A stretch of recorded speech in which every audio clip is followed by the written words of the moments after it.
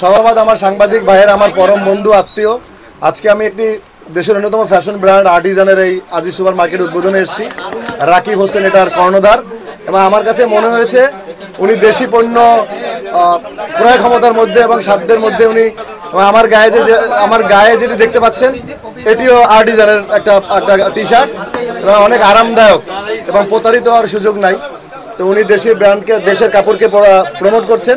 আপনাদেরও সাংবাদিক ভাই যারা আছেন, আমি বলবো ওনার যেন এই ব্র্যান্ডটা প্রমোট হয়, এবং উনি যেন ওনার শোরুমগুলোকে আরও ছড়িয়ে দিতে পারেন, আরও বেশি বেশি করে, সেই প্রত্যাশা থাকবে। এবং আপনারা আমার দেশি সাংবাদিক, দেশি ভাই হিসেবে আপনাদের কাছে অনুরোধ থাকবে,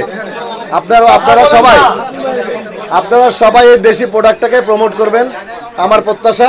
কারণ উনি অনেকগুলো শোরুম, উনি কষ্ট করে এই শোরুমগুলোকে উনি প্রমোট করছেন, এবং আমি আশা করবো ওনার এই আর্টিজান আপনারা তুলে ধরবেন মানুষের ক্রয় ক্ষমতার মধ্যে। সারা বাংলাদেশ বেগুন, এটা ভালো কথা বলেছেন যে সারা বাংলাদেশের পক্ষ থেকে আমি জায়েদ খানকে এটা উদ্বোধন করালাম। আমার কাছে ছোট হোক বড় হোক, মনে হচ্ছে যে নিজের জিনিস উনি করতেছে, আমি আমার একটা বাংলাদেশের একটা ব্র্যান্ডকে প্রমোট করলাম, সেটা অনেক বড় ব্যাপার। এবং আমি মনে করবো, আবারও বলবো যে আমি সাংবাদিক ভাইদেরকে বলবো যে আপনারা অবশ্যই এটা তুলে ধরবেন, এবং ওনার এই আর্টিজান যেন জনপ্রিয় হয় এবং মানুষ যেন অল্প দামের মধ্যে ভালো জিনিস পড়তে পারে। আমি পরেও আমি খুব ভালো লাগছে আমার কাছে এই গরমে। সামনে গরম আসছে, টি শার্টগুলো পরলে, শার্টগুলো আমি মনে করি যে সবাই আরামদায়ক লাগবে এবং ভালো লাগবে ইনশাল্লাহ। এই যে অনেকদিন পরে ব্লেজার থেকে এবং জ্যাকেট থেকে বের হয়ে টি শার্ট পরলাম 100% কটন, এবং খুব ভালো আরামদায়ক, ট্রুলি, টাকার জন্য না। আর কত টাকায় ভাই দিতে পারবে? জায়েদ খানকে তার এত টাকা দিয়ে কিনতে উনি পারবে না। ট্রুলি উনি আমাকে যতটুকু সম্মান করেছে, আমি টাকার চেয়ে বেশি এসেছি উনি ওনার এই ভালোবাসার থেকে। যেহেতু উনি, আমার কিছু শিল্পীদের নৈতিক দায়িত্বও থাকে কিছু, যে দেশের জিনিসকে একটু প্রমোট করা, সেই দেশের প্রোডাক্ট থেকে আমরা আসলে এই আর্টিজানকে আমি প্রমোট করলাম আর কি। আর্টিজানকে তখন তো আসলে এই 1200 টাকা দিয়ে ওটা গেঞ্জি কিনতে, 800 টাকা দিয়ে গেঞ্জি কিনতে খুব কষ্ট হতো।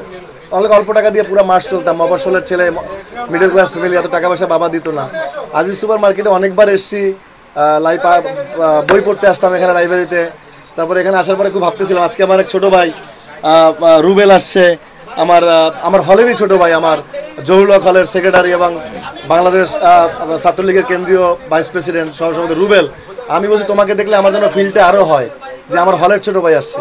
ও দৌড়ে চলে আসছে, Rubel Hossain, okay thank you. আজকেই আসার পরে আমার আরও বেশি নস্টালজিক হয়ে গেছে, দেখি সময় পেলে ওর সাথে হলে চলে যাব। তো সব কিছু মিলে ঢাকা বিশ্ববিদ্যালয় এরিয়া মানে নিজের, এখানে সবুজ চত্বরে আমার বেড়ে ওঠা, পড়াশোনা, তো এখানে আমার কাছে অনেক ভালো লেগেছে আর কি। তো চিন্তা করি না, একসময় আরং চলে গেছে না কোথায়, তো আমার এরকম তো প্রোডাক্ট, বাংলাদেশের আজকে যেসব গেঞ্জি বাংলাদেশের গার্মেন্টসের প্রোডাক্ট তো বাইরে গিয়া বেশি দামে বিক্রি করি বা কিনি, আমরা মার্কস স্পেন্সারে বসে কিনি।